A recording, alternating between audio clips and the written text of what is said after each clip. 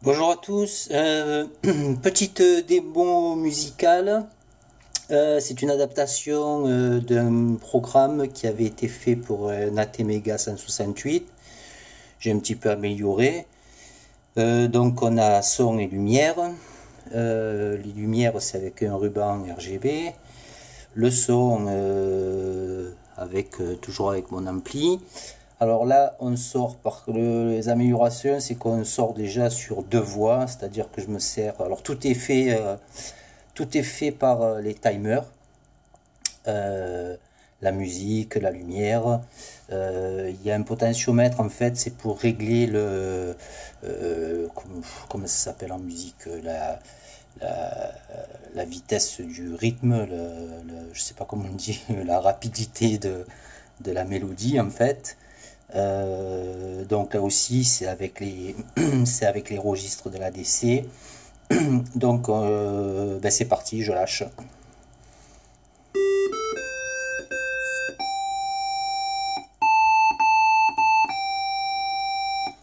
Voilà, un peu d'optimisme dans ce monde de fou, peut-être de la naïveté un petit peu aussi. Alors on peut avoir des watts, hein.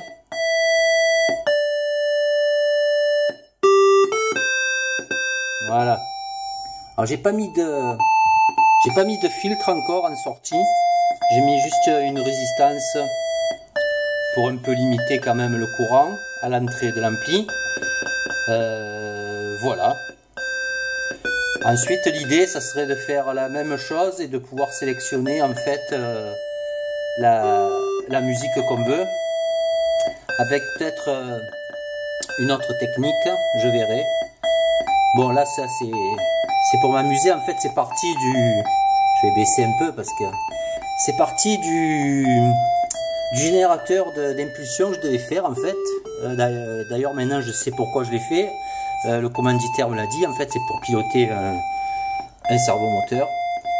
Donc on envoie un train d'impulsion. Donc c'est parti de là et je me suis aperçu en fait que ce que j'avais fait, puisque j'étais obligé de faire varier la fréquence et le rapport cyclique, et je me suis dit si je fais varier la fréquence je peux générer des sons avec les timers. Le rapport cyclique là par contre il bouge pas, c'est 50%. C'est d'ailleurs la différence entre analog write et tone. Donc tone il fait varier la fréquence avec un rapport cyclique de 50. Par contre, analog write, c'est l'inverse, la fréquence est fixe et le rapport cyclique varie. Voilà. Donc je vais un petit peu améliorer tout ça. Je voudrais aussi faire une sorte de modulateur de lumière, un peu comme dans ma jeunesse, là, avec quand on faisait les booms, on avait des spots.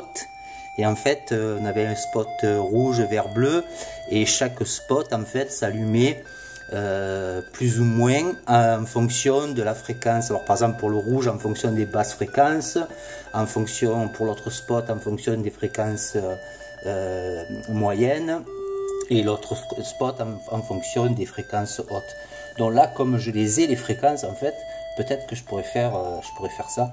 Voilà, après l'idée ça serait de le faire par les entrées analogiques, mais bon voilà.